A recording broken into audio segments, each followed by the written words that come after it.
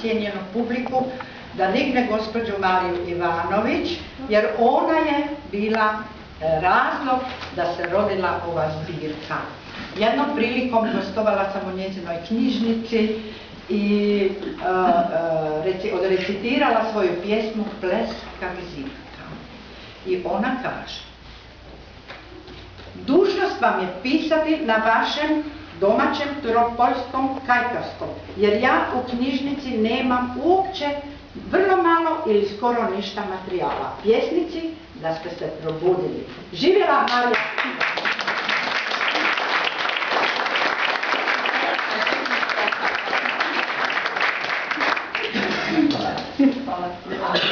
Nema na čemu, ali to je velika istina, znate. I onda sam ja krenula, moram biti iskrena, namučila sam se s ovom knjigom, nije bilo lako, ali eto, rodila se. Hvala vam. Hvala vam. Možete mu vjerojatno čuti onaj vaš most. Da, čućemo. A motivi turopoljski, kajkavski, koji su najrazličitiji? Dobro, ja vjerujem da je prepoznatljivo i u ovoj knjizi, ili si možda laskam.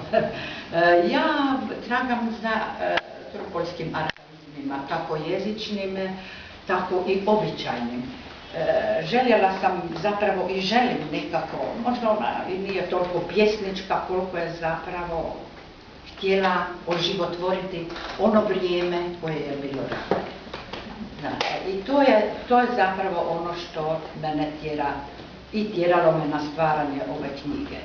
Naprimjer, sjetim se neke stare riječi, Metepur. I onda idem složiti pjesmicu o Metepuru, tako da ne bi naši, evo moj unuk tu, da ne bi on slučajno rekao da ne zna kaj je Metepur. Molit ću. Nek digne da prst ako ne zna. Evo i unuk ne zna isto. Evo, niste ga naučili. Kome ja pišem? Niko ne čita, znači, kome ja pišem? Metepur je leptir. Leptir. Dvokrinac. Onda Božji posec. Božji posec, boja moja napisana. Božji posec je duga. On ima dugine boje. Vidite koliko je kajkavski prekrasan. Božji posec.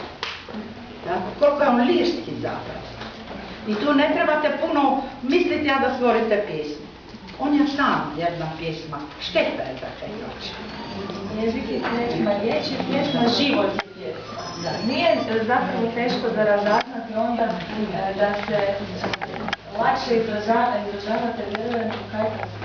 A koji vam je srcu draži? Kajkavski jezik ili standardni? Pa dobro, pismenost od vas zahtijeva standard, jel tako? Ali slušajte, kajkavski teče mojim venama.